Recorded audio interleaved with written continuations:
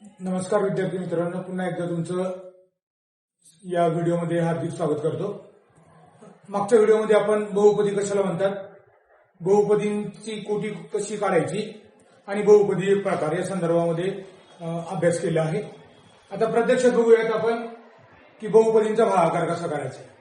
यातला पहिला प्रकार आहे division of monomial bye monomial, म्हणजेच एक पदीने एक पदीला भागणे। ज्यावेळेस आपण बहुपदींचा भागाकार करतोय त्यावेळेस सहगुणकांचा भागाकार प्रथम करायचा आहे आणि त्यानंतर समान चलाच्या घातांकांची वजाबाकी करायची।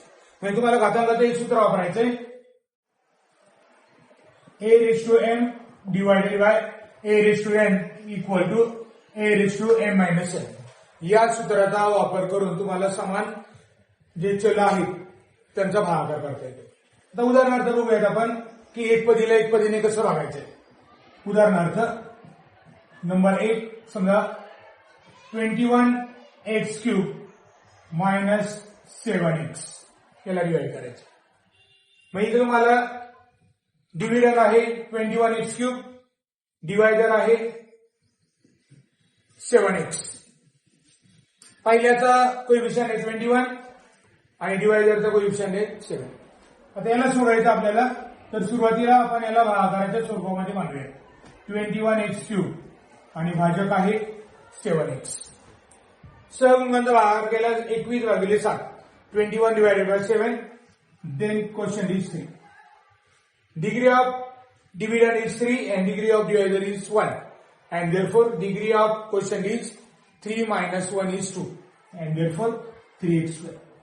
Now 3x² into 7x, multiplication of these two terms is 21x³ and then subtract these two, 21x³ minus 21x³ subtraction is 0 and therefore the quotient is 3x² and a remainder is 0। या प्रकारे आपल्याला या एक पदीला एक पदीने होते। आणखी एक उदाहरण बघूया। दुसरा आहे -40a³ and divided by 5a। या ठिकाणी डिव्हिजन आहे, भाज्य आहे निगेटिव्ह -40a³। याला भागाकाराच्या स्वरूपामध्ये आपण लिहिलंय, याला लिहिता येईल -40a³ and divisor is 5a। सर्वप्रथम सहगुणकांचा भागाकार, हा निगेटिव्ह आहे हा पॉझिटिव्ह आहे, negative divided by positive is negative. आता 40 ला 5 ने डिवाइड करायचं आहे, 5 8 जार 40। Then degree of division is 3, degree of divisor is 1 and therefore a²।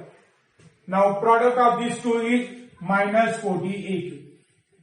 Then subtraction of these two, this minus become plus and -40a³ plus 40a³, subtraction is 0 and therefore quotient equal to -8a² and remainder is 0। या प्रकारे आपल्याला एक पदीने एक पदीला भाग देता येतो। विद्यार्थी मित्रांनो, काल आपण एक पदीला एक पदीने कसं भागायचं ते बघितलंय। आता बहुपदीला एक पदीने कसं भागायचं की जर पदांची संख्या जास्त असेल तर फक्त एवढं लक्षात राहू द्या की आपलं जे बेसिक आहे तर ते आहे एक पदीला एक पदीने भागणे। उदाहरणार्थ बघूया 3x³ minus 2x² and divided by x। Dividend is 3x³ minus 2x²। आता हे सोडवायचं आपल्याला, तर याला भागाकाराच्या स्वरूपामध्ये मांडून घेऊया। 3x³ minus 2x² and divisor is x²। आता यातलं पहिलं पद घ्यायचंय 3x³। याचा कोएफिशियंट 1 येतात, 3 आहे आणि 1 आहे, 3 1 जार 3। Then degree of first term is 3 आणि डिवायजरची डिग्री आहे 2, 3 minus 2 means 1, म्हणजे पहिला भाग राहील 3x। आता 3x into x² याचा गुणाकाराच्या खाली घ्यायचं, हे सबट्रॅक्शन केले, हा कॅन्सल झालाय। पुढचा टर्म खाली घ्यायचा आहे -2x², हा निगेटिव्ह आहे हा पॉझिटिव्ह आहे म्हणजे निगेटिव्ह। दोन्हीकडे डिग्री सारखीच आहे म्हणजे कॉन्स्टंट डिवाइड होईल, 2 1 जार 2, -2 into x² is -2x²।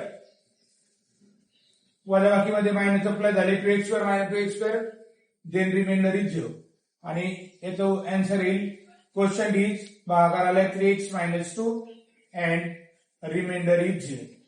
या प्रकारे आपल्याला पदांची संख्या जास्त असेल तर एक एक पद घ्यायचे आणि भाग देत चालायचे. हा आला दुसरा प्रकार, to divide a polynomial by monomial.